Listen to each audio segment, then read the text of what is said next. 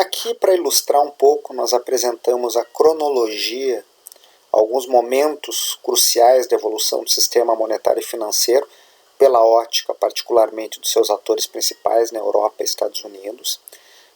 Como eu disse, o Acordo de Bretton Woods é de 44, a formalização do início de funcionamento do FMI é em 46, e em março de 47, as primeiras operações do fundo, já com o sistema de câmbio pactuado em Bretton Woods, e logo em 47, quando a Libra se torna conversível por pressão dos Estados Unidos, tem uma crise, e tanto a Inglaterra como os Estados Unidos vão ter que recuar da estratégia de conversibilidade rápida das demais moedas no âmbito daquilo que havia sido originalmente acordado. E por isso, entre 47 e 49, nós vamos ter um processo de realinhamento das paridades com um predomínio de desvalorizações.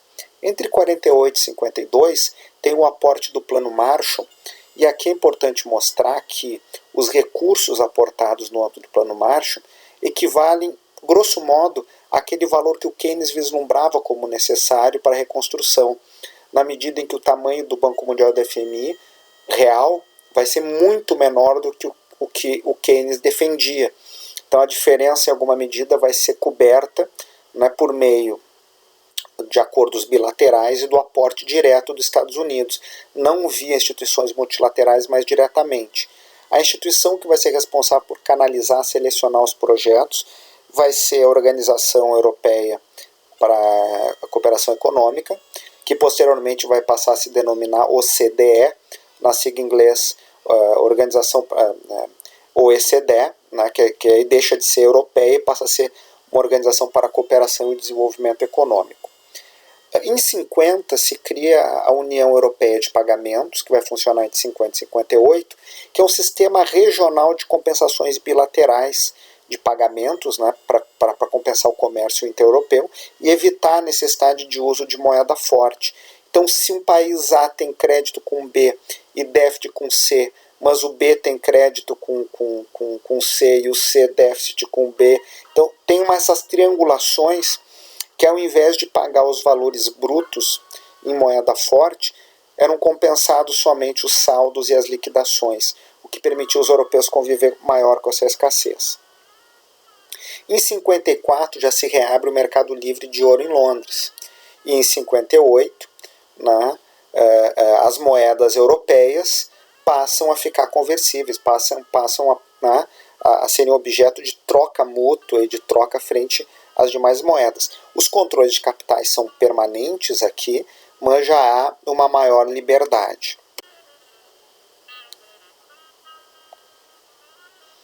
Os problemas de financiamento passam a ser resolvidos e desalinhamentos de moedas das mais diversas formas. Um acordo geral de empréstimos, que vai ser a base para a criação de um grupo de países avançados chamado G10, a valorização do marco e de algumas outras moedas, os países que vinham no sentido contrário da Inglaterra com uma pressão muito aquecidos. 65, De Gaulle começa a converter créditos em dólares em ouro, o que pressiona o mercado privado do ouro. É um sinal, porque tem muita especulação privada já no mercado de ouro, dado esse processo em que os países europeus, principalmente, mas outros, vão acumulando superávites e reservas em títulos denominados em dólares, e esse montante começa a exceder as reservas em ouro do Fed. Era um sinal claro de que não havia mais sustentabilidade naquela paridade de 35 dólares por onça. Por pressão dos Estados Unidos, em 67 os principais bancos centrais vão acordar não converter esses créditos em dólares em ouro, para reduzir essas pressões. Ainda assim, vou ter desvalorizações de algumas moedas, como a libra esterlina, dada essa instabilidade, do franco em 69, também em 11%, o marco se realinha uma vez mais uma valorização. E no mercado privado, muita aposta, muita especulação contra o dólar. Os déficits começam a crescer, o superávit a diminuir, começam a surgir déficits comerciais. Nós temos instabilidade no mercado contra as moedas, o que força os bancos centrais a intervirem nos mercados cambiais, e ao fechamento do mercado cambial para várias moedas que são valorizadas. O Nixon desvaloriza indiretamente criando um imposto de importação de 10% sobre todos os produtos, na prática uma desvalorização do dólar, né? E se tenta estabilizar as moedas inutilmente, porque há uma enorme pressão e uma enorme volatilidade, né? E essas tentativas de realinhamento se mostram frustradas, até que lá em 73 se abandona definitivamente, se abandonam os esforços de manter as paridades da época, né? Porque tivemos aí alguns realinhamentos, não foram as paridades acordadas em 44, nem mesmo aquelas de estabilidade posteriores a 49, né? Mas foram resultados de alguns ajustes ocorridos ao longo do tempo. Então a história cambial desde então será uma história de livre flutuação entre as principais moedas. Isso só vai ser formalizado no âmbito do FMI lá em 77, né, no acordo, na segunda emenda aos atos constitutivos do fundo. A primeira foi a que criou o direito especial de saque, e a segunda é aquela que acaba com o regime de câmbio fixo. No fundo, vai se dizer que os países vão poder escolher os seus regimes cambiais, desde que não desvalorizem suas moedas com busca de ter vantagens indevidas do comércio. É claro que isso é sempre muito difícil de se comprovar. Este gráfico mostra exatamente o problema entre a manutenção de reservas em ouro, a paridade de 35 dólares por onça, e o montante de reservas em dólares por parte dos Estados Unidos.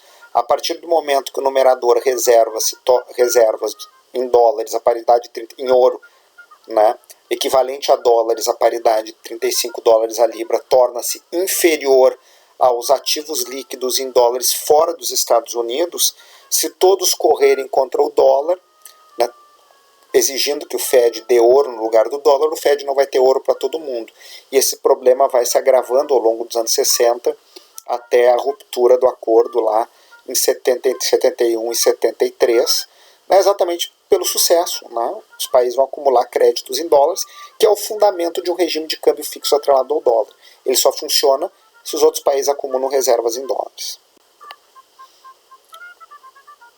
Aqui nós temos as contas externas dos Estados Unidos, né? A sua balança comercial, que era superavitária, os superávites vão diminuindo, e nós vamos ter déficits no começo dos anos 70, né, que passam a ser a regra a partir de então, mas é com base nessa deterioração, né, que a especulação no mercado de ouro começa a crescer, que é a tendência, a partir do momento, na segunda metade dos anos 60, em que a economia americana começa a crescer mais, se acelerar para além da sua própria capacidade, né, e começa a importar mais, os outros países vão gerando mais superávites, os países superavitários, Japão, Alemanha principalmente, e portanto se queixam de que não conseguem mais manter o seu regime de câmbio fixo, tem uma pressão sobre suas moedas no sentido da valorização.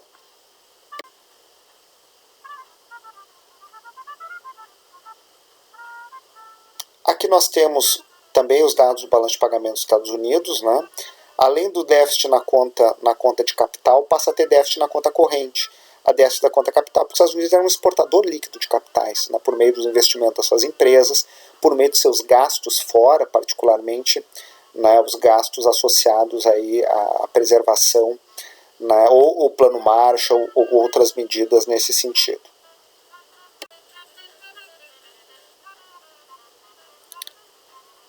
Aqui são os dados também associados às reservas em ouro nos Estados Unidos, o passivo externo em dólar, que é crescente, aquela linha contínua que é a mais pronunciada, né, tanto em valores brutos quanto em valores líquidos, e o ouro monetário nos Estados Unidos, que vai caindo. Então abre-se essa boca de jacaré. Tem uma diferença entre o montante de reservas em ouro nos Estados Unidos e os passivos, os compromissos no resto do mundo, o que cria um calcanhar de Aquiles, uma vulnerabilidade para o sistema, que acaba, ao fim e ao cabo, fazendo com que os Estados Unidos abandonassem e deixassem a sua moeda flutuar.